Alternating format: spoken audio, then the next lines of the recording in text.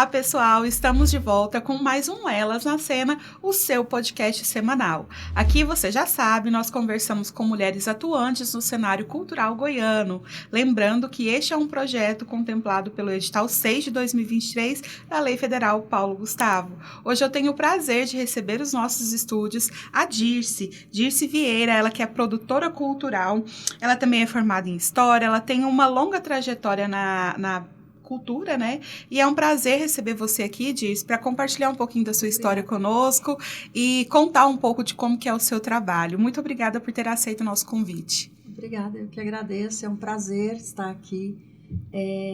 Eu quase nem falo, né, sobre o meu trabalho, e sempre trabalho bem com os bastidores, então quase não apareço mesmo. Mas é um prazer falar. Aqui no nosso podcast, imagina, o prazer é nosso de te receber. Aqui no nosso podcast, a gente procura contemplar mulheres que trabalham no cenário cultural em todos os âmbitos, né? Desde a produção até o artista que está no front mesmo. A gente acha importante porque a gente sabe que ninguém trabalha sozinho. Claro. E por trás de grandes artistas, sempre existem grandes nomes também. Se não fossem essas pessoas, com certeza o trabalho não seria tão bem sucedido.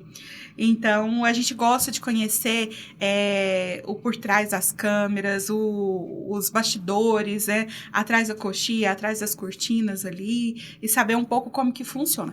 Até para também dar visibilidade para as pessoas que estão nos assistindo, conhecer um pouco desse trabalho e saber que é um possível trabalho que eles podem desenvolver futuramente também.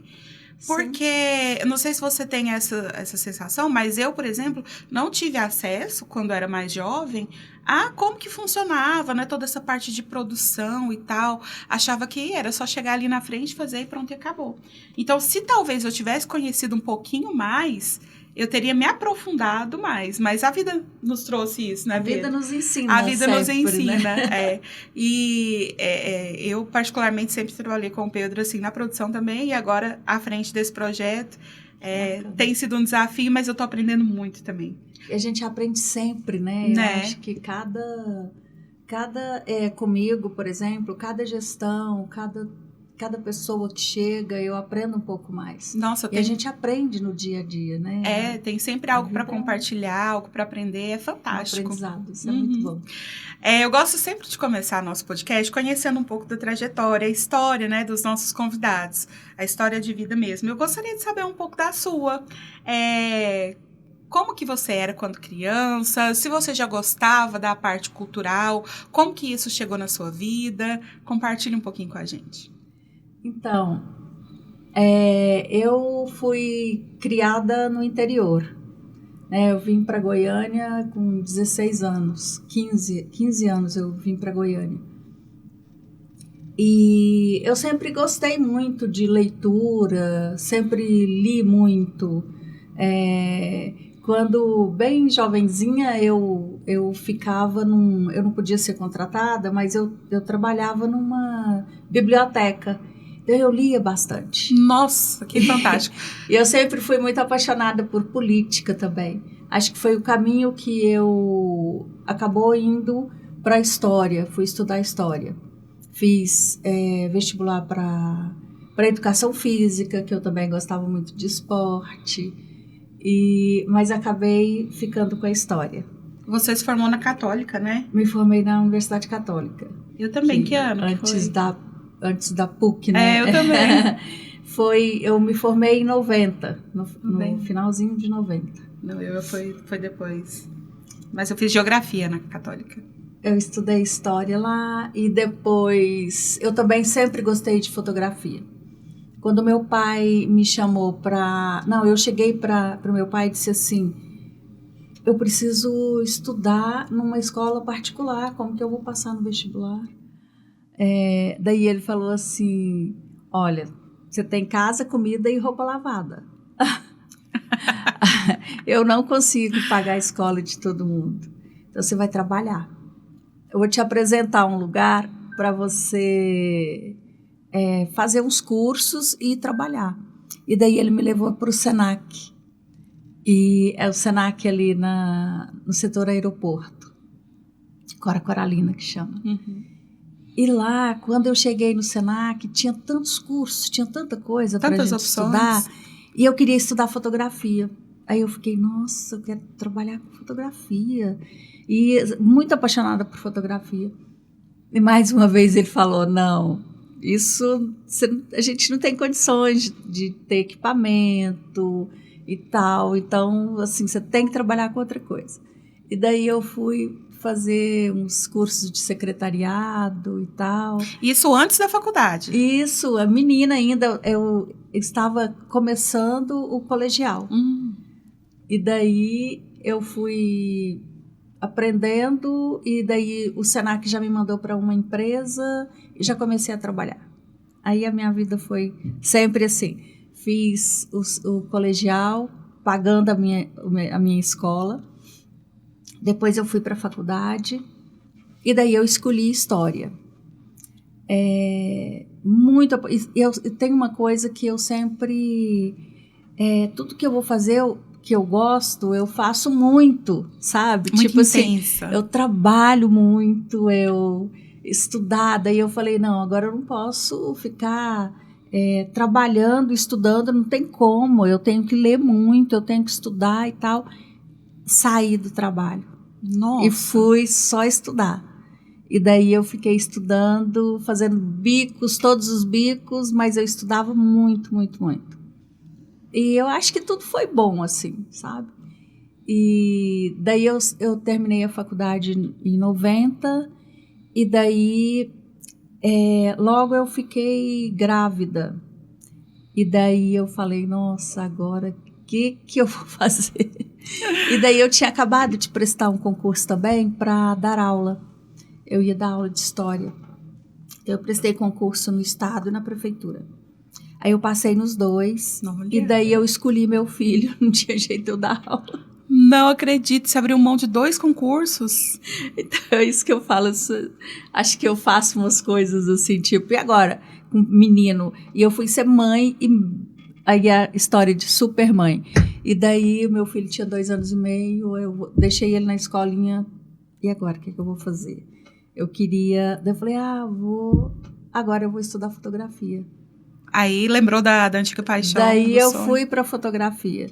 E daí foram, assim, 3 anos intensos de estudo de fotografia. Eu vivia fotografia, tipo, o tempo todo. E era fotografia analógica. Eu estudei com o Zé Henrique, da Canopus. Sim. Então, o Zé Henrique foi meu professor e a gente trabalhava. Eu aprendi muito, muito, muito. E fui me jogar na fotografia. E daí, quando eu termino os estudos da fotografia e fui trabalhar, e ele, pintou um trabalho aqui. Você quer pegar? Que eu tava precisando de grana. Eu sempre assim, faço as coisas, tá uma loucura, e daí precisando de grana.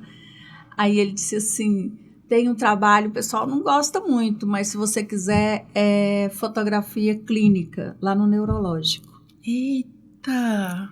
E daí eu falei, Zé, será que eu dou conta de mexer com isso? Ele, não, é a mesma coisa que natureza morta, você não se envolve e tal, e me deu aulas de como eu fotografaria as cirurgias, fui fotografar a cirurgia de cérebro. E daí... Eu imaginei a cena. E daí o dia que eu cheguei no centro cirúrgico, e daí era muito cedo, e eu já tenho aquele bloqueio, né, da parte da manhã. E daí era bem cedo, e o pessoal assim, perto de mim, olha, se acontecer alguma coisa, você fala que a gente te ajuda e tal, com medo de eu dar uma amarelada. E daí eu fiz o trabalho, fotografei, e daí fui fotografando. Eu fiquei uns 3 anos e meio no neurológico. Olha! E trabalhando para muitas pessoas. E daí, nesse tempo, eu conheci a Vera Cortes, da Cara Vídeo. E daí eu fui trabalhar com a Vera. E ela, não, você fotografa super bem, vamos dar aula. Aí eu fiquei dando aula de fotografia com a Vera, fazendo esse trabalho no neurológico. E a gente fazendo muitos trabalhos juntas. E E daí eu fui, nessa história de dar aula, também eu fui dar aula, acabei dando aula para um monte de gente. Como eu trabalhava com fotografia clínica, aí não, eles me chamaram para dar aula no IML para os... Pode piorar? Pode piorar. Não, disse, vamos dar aula, porque a gente precisa melhorar o trabalho dos peritos lá do IML e tal. Vai eu para isso. Aí eu dei aula lá. Então, assim, foi o momento que eu até saí um pouco, que eu vim para a cultura. Porque daí você aprende muito, vê que a gente não vale nada. Aham. Né, que é uma bobagem as pessoas terem tanta vaidade e tal. Aí a gente estava falando sobre isso agora. Você vê que, sabe? Então eu ficava, gente, a vida é outra coisa. Não é isso que as pessoas, sabe, ficam correndo atrás o tempo todo. E daí eu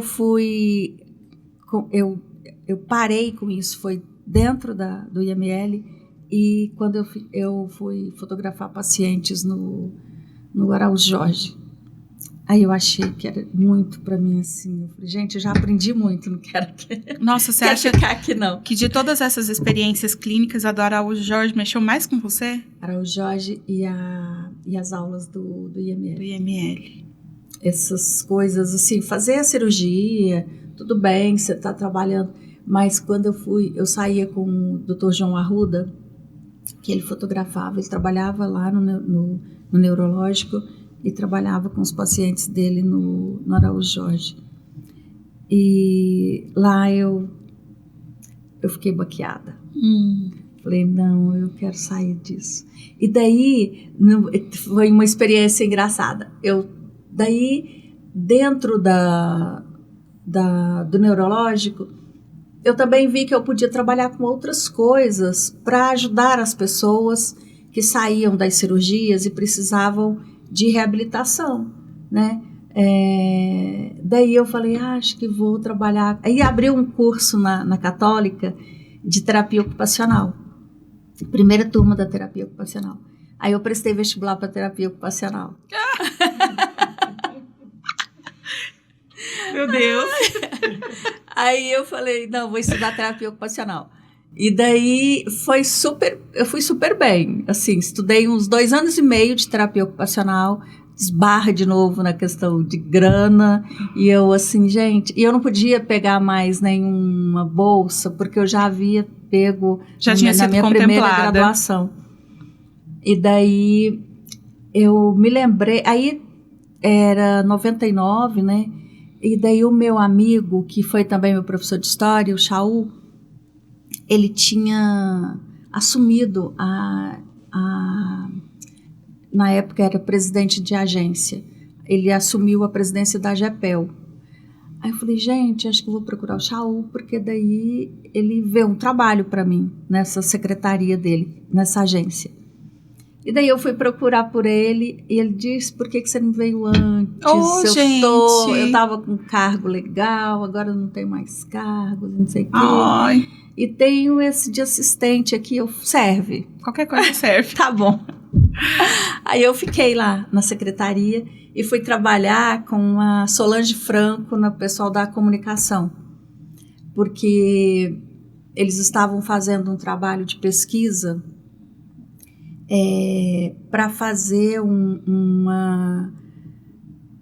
tipo um inventário assim dos 246 municípios, fazendo um apanhado do que esse município tem cultural, os monumentos culturais, as festas religiosas, o que tem nos municípios na área cultural. E daí eu fiz esse trabalho com ela. E ela não me queria lá. Porque ela, tipo assim, essa coisa de ser indicado, né? Uhum. Indicação, e eles acham que tá sempre, tipo, não vai trabalhar e tal, não tem. E daí ela me passava todos os municípios que eu tinha que ligar, era só para eu recolher as informações. As informações. Aí eu ligava, recolhia as informações e fazia o texto. E ela, não é para você fazer o texto. Olha. O texto tem uma pessoa que faz, era a Janete Ferreira. Aí, e a Janete chegava, olhava, não, tá ótimo. E eu continuava fazendo os textos, porque eu não sei fazer uma coisa assim, só um pedacinho, né? Eu ia, recolhia as informações e fazia todo o texto. Eu estava pegando as informações, eu tinha que escrever. Você já estava com tudo ali roteirizado. Tudo, aí eu fazia. Gente, e ela querendo te podar ali. E ela não, disse, não precisa e tal. E eu, enfim, fui fazendo. Daí a menina, daí depois ela, não tem jeito, tá ótimo. Daí eles gostavam dos textos. A Janete, não, o texto tá bom, deixa ela fazer. E daí, quando foi no final do ano de 99, a gente até foi fazer uma confraternização e o presidente da agência chegou e falou, olha, eu vou tirar você daqui, vou te colocar, eu preciso de uma pessoa de confiança para ficar na diretoria de ação cultural, com o diretor de ação cultural, você vai ser assistente dele. Aí eu falei, tá, eu vou. Nossa, oportunidade. Aí eu falei, vou. Oh. Aí a Solange, não, mas você não pode fazer isso. Ele falou, mas você não queria, não, mas agora eu quero. Não, eu quero disso aqui e tal. Aí, enfim, eu saí e fui para essa diretoria. Aí lá, na diretoria de ação cultural, o diretor, ele era muito metódico, muito inteligente, mas muito fechado, assim.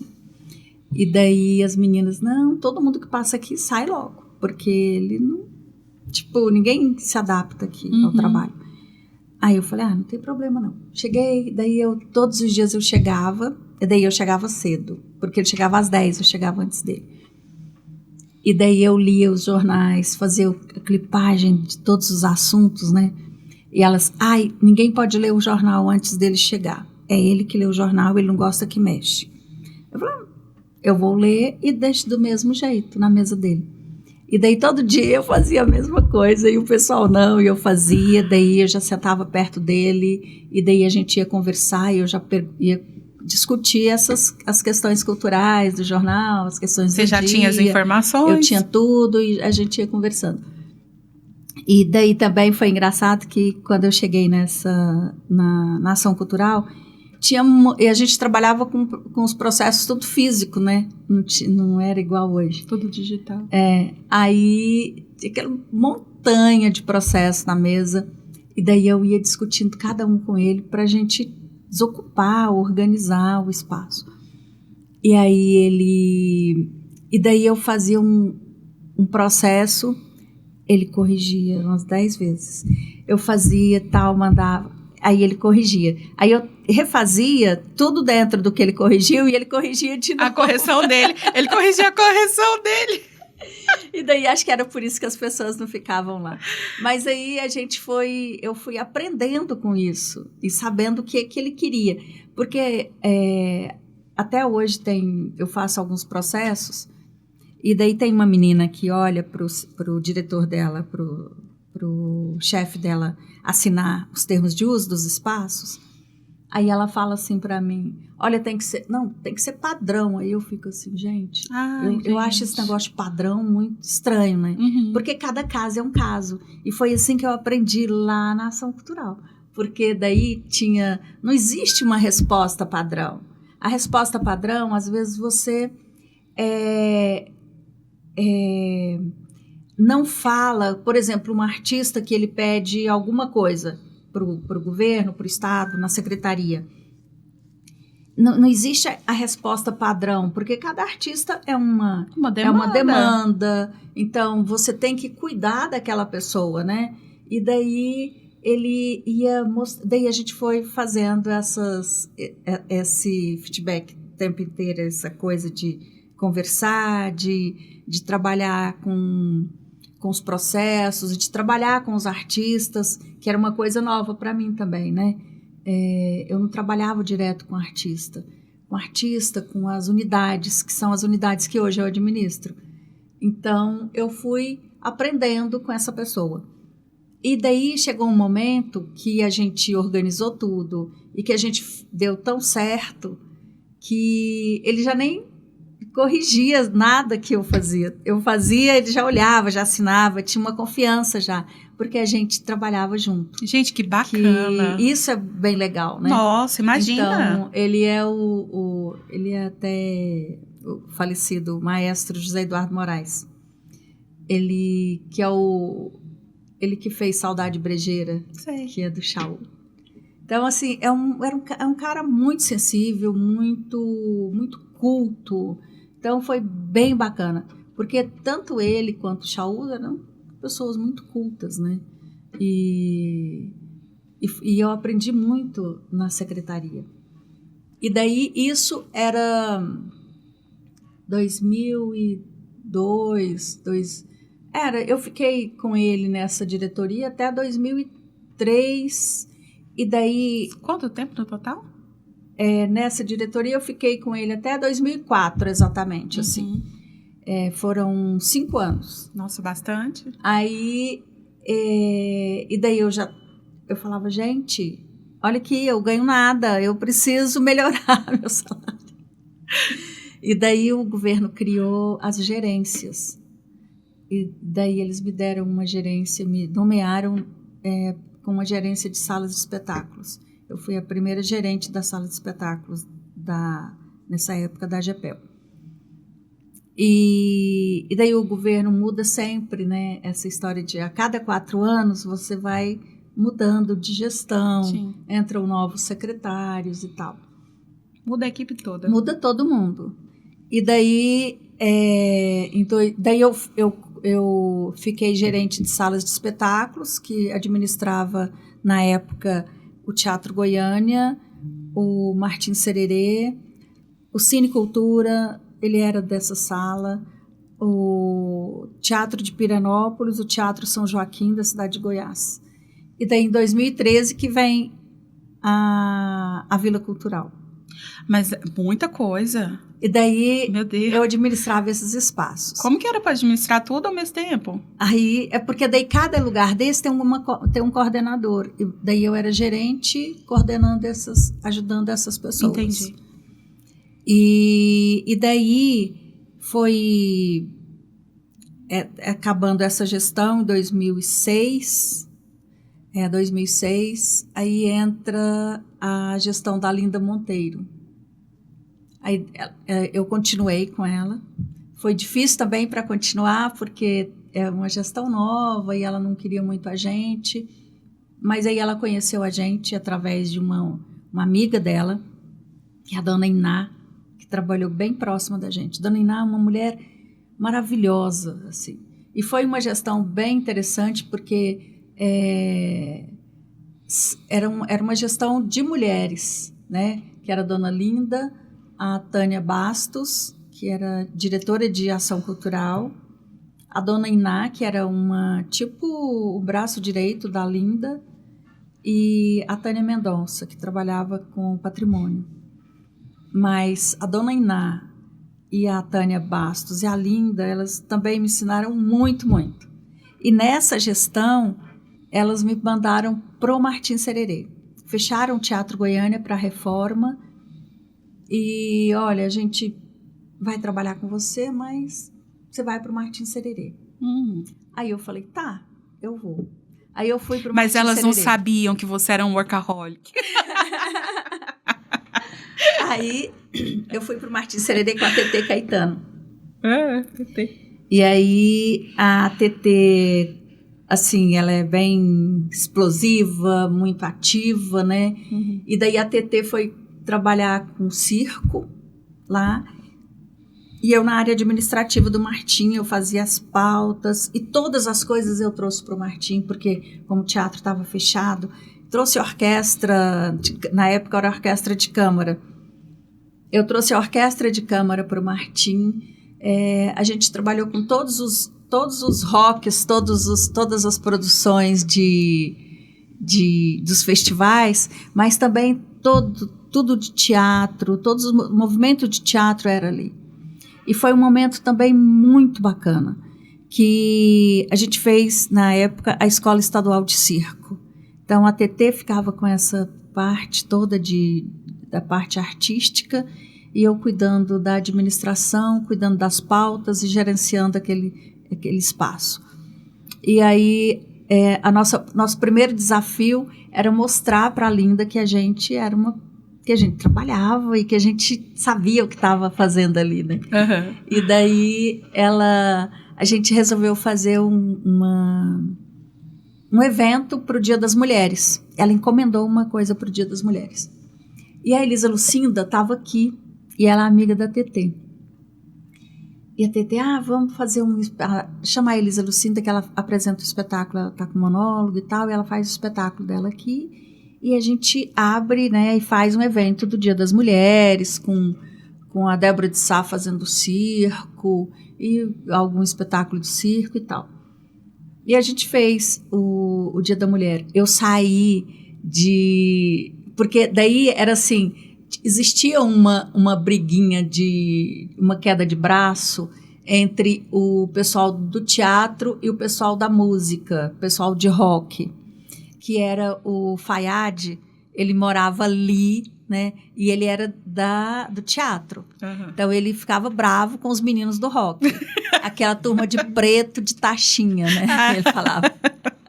E o Brandão, na época, que coordenava antes da gente, era o Brandão. Então existia toda uma briga e a vizinhança também. Ficava muito puta com o espaço. A gente tinha muitas denúncias de barulho, de quebradeira, barulhão, né, à madrugada, e tinha um juiz que mora ali pertinho, e ele ficava muito puto. E daí foi muito engraçado.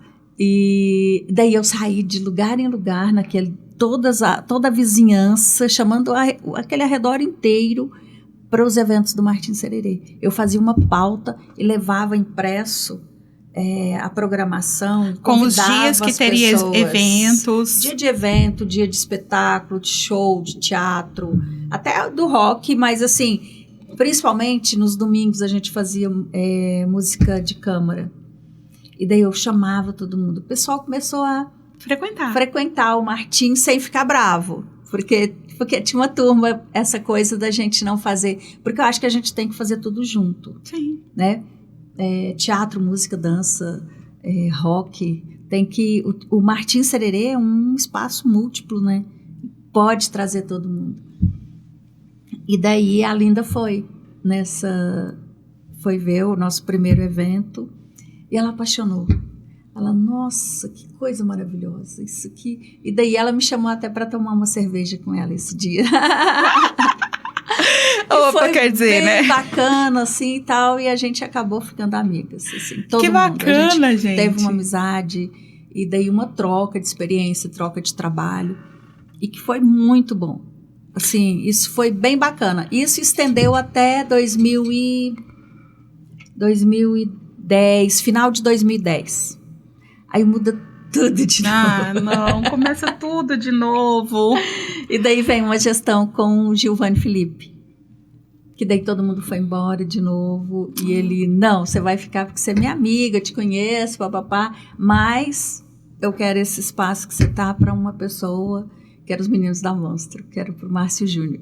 Então o Márcio Júnior fica aqui e tal. Aí o Márcio ficou, e daí ele falou assim, você tem que ver um lugar assim para você trabalhar. E daí, nesse momento, que era uma volta também do governo, né? Voltando, o Marconi volta em 2011, né? Acho que é isso, 2011.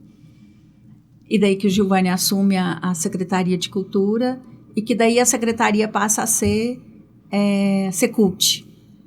Larga a agência, né? A AGEPEL passa a ser Secult. Aí é uma secretaria. E nesse momento eu fico com uma gerência de centros culturais.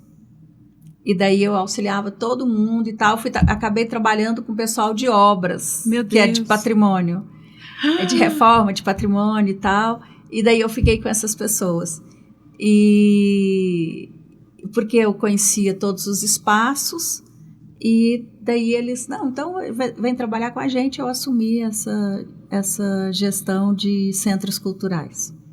e trabalhei com eles assim nessa gestão, fazendo reforma do Ritter, do Martin Sererê. Isso foi até, deixa eu ver quando, 2011, até final de 2014, que em 2015 a secretaria deixa de existir como secretaria e passa a ser Seduce, que daí Me lembro. que foi assim um desastre para a cultura, né? Foi um momento bom para mim, por exemplo, um momento foi muito bom para mim na gestão de centros culturais, que eu tinha vida, eu trabalhava de segunda a sexta, então para mim foi ótimo. E daí eu volto e daí quando vira Seduce, a professora Raquel Teixeira me chama, a gente teve uma conversa e ela, não, eu quero continuar com você. Daí eu continuei e aí eu assumo uma gerência de centros culturais, salas de espetáculos e centros culturais. Então, era tudo. Quando você pensa que não tem como pegar mais trabalho, tem como sim. Aí era tudo. Aí eu trabalhei. E foi bom também. Eu acho que todos os momentos, assim, porque são momentos diferentes e são momentos... E até muitas vezes eu ficava pensando, porque eu sou sagitariana e a gente nunca quer ficar... às vezes eu pensava, gente, como que as pessoas dão conta de trabalhar 5 anos no mesmo lugar e tal? Então, eu acho que, igual agora, eu já tenho quase 30 anos de estado. Então, eu fico pensando, gente, como que eu tô até aqui? Mas é porque... É cíclico, né? Porque não é uma coisa assim, né, parada. Então, a cada 4 anos, tudo movimenta e você vai para outros lugares, você faz outras coisas. Então, isso é bem legal.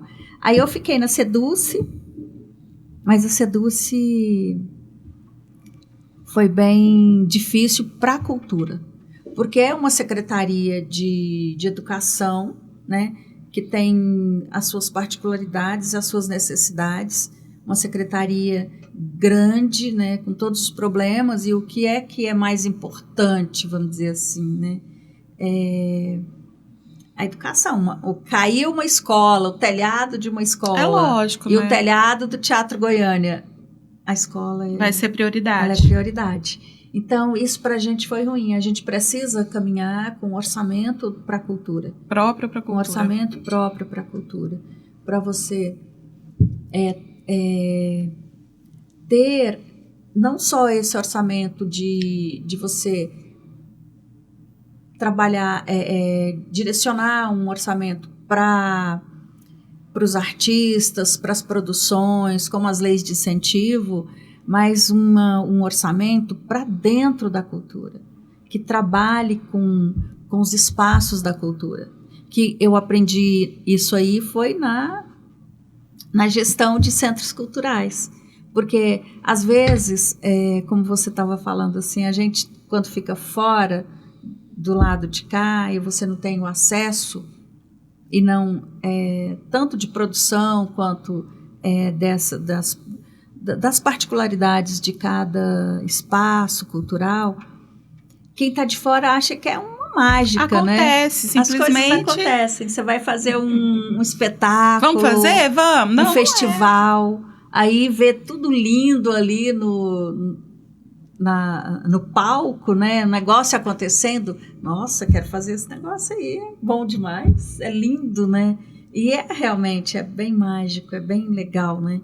Só que existe toda uma estrutura, você tem que estudar, você tem que trabalhar, você tem que planejar, você tem que ter orçamento, tem todo um trabalho. Esse trabalho seu aqui, né? Tem toda uma história, tem todo um contexto de trabalho que você faz para chegar e fazer. Com certeza, né? E que passou pela mão de muitas pessoas. Então, são muitas pessoas e é mais uma vez assim da gente saber que tudo isso acontece porque existe uma equipe, essa equipe tem que estar afinada, tem que estar trabalhando junto, né? Exatamente. Então, eu acho que E Dirce, me conta aqui uma coisa. Você está, né, há muitos anos já no estado, desenvolvendo projetos aí culturais. E a fotografia, onde que ficou nisso tudo? Então, aí, quando eu ainda trabalhei com fotografia dentro, porque não tinha jeito de trabalhar, né? Daí eu descobri também, por exemplo, quando eu vim para a cultura, eu descobri os espetáculos, fotografar espetáculo. Gente, é muito melhor que fotografar. Ah, por favor. É tudo mais lindo, né? Era outra mais história. vivo. Mais vivo, era tudo mais vivo.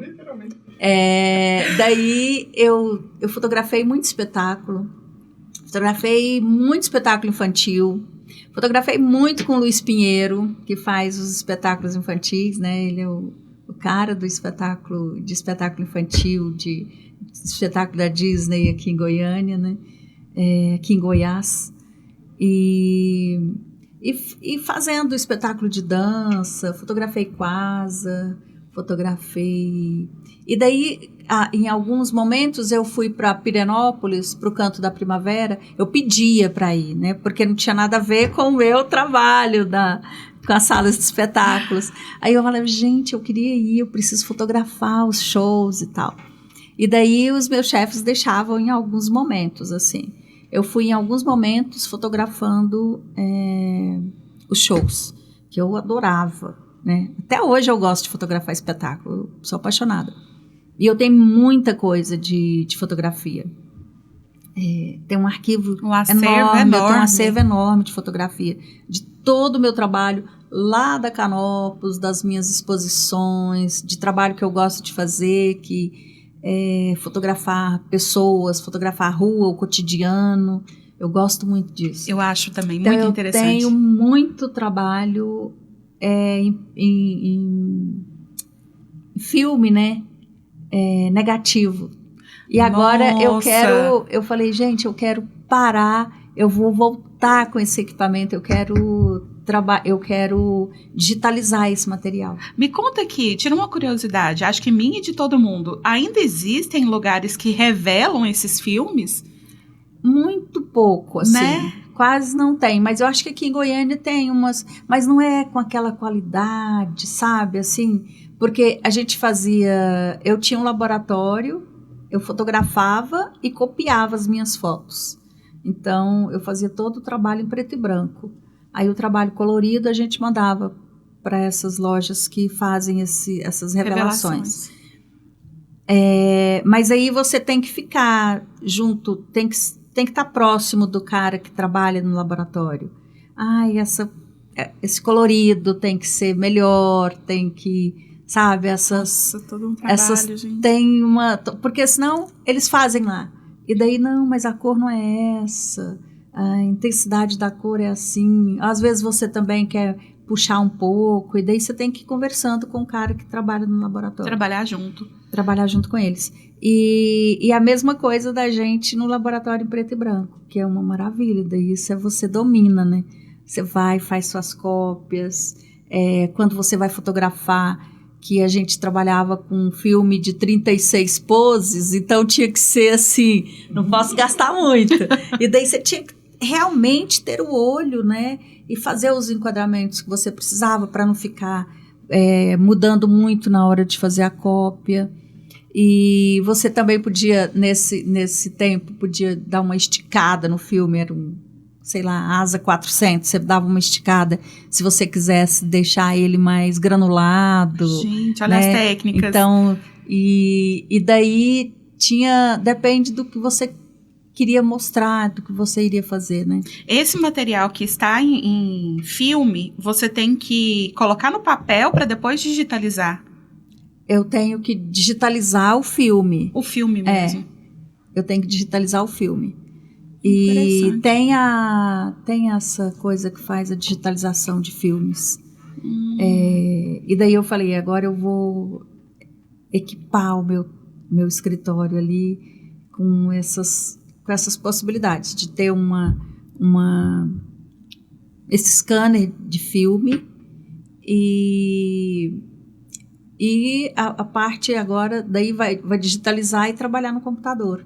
Daí já agora é outra história. Não é o que a gente fazia todo manual, né? Aí tem o Photoshop e tal, aí tem que mexer na fotografia. Dirce, vamos dar aqui um salto na história. Daí, então era assim, tipo, depois eu saí da Seduce, né? A secretaria volta a ser CULT, né? Volta a ser CULT nessa gestão agora com um novo governador, uma gestão totalmente diferente. Aí já tem um olhar mais individualizado para a cultura mesmo. Isso, daí né? volta Cultura. tudo para a Secretaria de Cultura. Uhum. E nessa gestão eu assumo uma gerência de eventos culturais no primeiro momento, em 2019. E daí essa gerência é extinta. E daí eu saio da secretaria. Aí eu saio, fico 6 meses fora. E daí entrou um outro... Essa troca de secretários. Aí entrou um secretário que queria um nome para dirigir... para assumir uma gerência no Oscar Niemeyer. E daí ele fez uma pesquisa, indicaram o meu nome e tal, e eles me chamaram, fizeram umas entrevistas e eu voltei. Aí só que não deu certo no Oscar, porque tinha uma diretora que não me quis lá. Gente, tem muita essa coisa de ego, né? Não tem? Ai. Aí foi uma dificuldade, mas... E daí foi engraçado que foi até uma descoberta para mim, assim, que ela foi um horror, assim, não quero entrar em detalhes, mas Tranquilo. foi muito ruim. E daí, nesse momento, eu falo, gente, nada melhor de você saber quem você é, né? Que o resto não vai te atingir. Sim. Se você sabe quem você é, tá tudo certo. E daí eu saio de lá e assumo. Aí ele falou, olha, e daí já vem a pandemia, foi no mesmo tempo da pandemia. E falou, não, faz assim, você faz uma ida em todos os espaços e eu vou mudar o nome da gerência e você assume a gerência de salas de espetáculos e gastronomia, era uma coisa assim. Uai, aí foi pra gastronomia. Aí não tinha nada a ver. Que Também é nunca isso? nem mexi com a gastronomia, era só era o nome da gerência. Né? Aí, mas eu fiquei com as salas de espetáculos, trabalhando, voltei para todas as salas, e como a gente já entra na pandemia, e daí a gente não sabia o que ia fazer, ninguém sabia de nada, e daí, não, vamos... algumas coisas tinham que acontecer. Ele falou, olha, faz assim, você fica lá no Martim Sererê. Aí que eu venho de novo pro Martim Sererê. O retorno. Aí eu venho pro Martim Sererê e a gente começou a fazer live. Então eu fazia música na varanda, a gente saía com o pessoal para fazer música na varanda. A gente fez algumas contação de história. E daí a gente gravava isso. Nossa, aquele período foi tenebroso, né? E a gente foi trabalhando. Pra cultura, meu Deus. Mas daí foi um momento que eu trabalhei muito também, não parei, porque a gente ficava fazendo essas lives. E foi assim, as pessoas elas estavam sedentas de cultura. Todo mundo queria. O que tinha disponível a gente sugava. E a gente ia para as praças, assim, tipo a Praça da T25, a gente ia para as varandas ali do Octomarx, a gente fazia lá. Então, a gente sempre fazia essas lives nesses lugares. E daí foi bom também, eu aprendi um pouco. E daí, quando passou, eu já estava no Martim, assumi a coordenação do Martim. Então, eu fiquei coordenadora e gerente das salas de espetáculos. Que daí virou gerência de equipamentos culturais. Gerência de gestão e equipamentos culturais. E ainda está? E ainda estou. E aí como que está lá a atividade no Martim hoje em dia? Então, aí o Martim, a gente está com uma programação, está sempre muita coisa, né? E eu gosto também de abrir para todas as áreas. Eu acho que a gente precisa fazer integrar, isso. Né? E como a gente também tem um equipamento que não... Eu acho que ele não está privilegiando não é privilegiar, mas é é abrir também para o teatro, porque o pessoal do teatro, ele precisa muito do Martim Sererê, precisa muito dos equipamentos do Estado. E o Teatro Goiânia, ele é grande para essas companhias locais, né? E a gente precisa receber as companhias locais, sabe? Tem muita gente saindo da universidade, muita gente fazendo espetáculo, e esses grupos também mais antigos, sabe? Os grupos que já estão na estrada aí há muito tempo e que são grupos pequenos. Uhum. E aí a gente até teve uma conversa com a secretaria da gente fazer um teatro só para dedicar um teatro do Martim Sererê para as artes cênicas. Ah, bacana. Aí a gente deixa ele todo equipado, porque o pessoal também não tem orçamento. Porque também é difícil essa questão de montar, desmontar, tirar, pegar, levar. Isso é só com o pessoal da música, é mais fácil até. Uhum.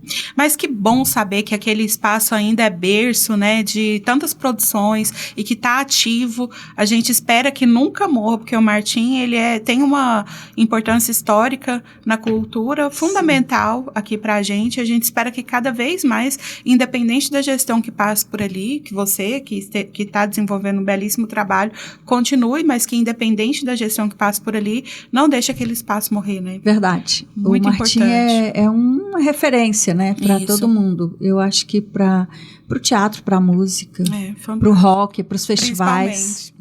Gente, assim, a hora voou. A gente está aqui conversando e a produção deu tempo.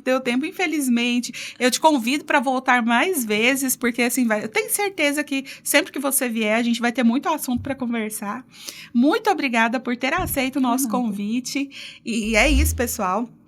Eu espero que vocês acompanhem todos os nossos episódios. Esse com a Dirce em especial tá maravilhoso. Acompanhem nas nossas redes sociais, @elasnacenapod. E eu te espero no próximo, Dirce. Muito obrigada. Por nada, eu que agradeço. Foi um prazer. E eu também nem vi, passou tão rápido. Quando o papo é bom, é assim. Pessoal, tchau, tchau. Te espero no próximo.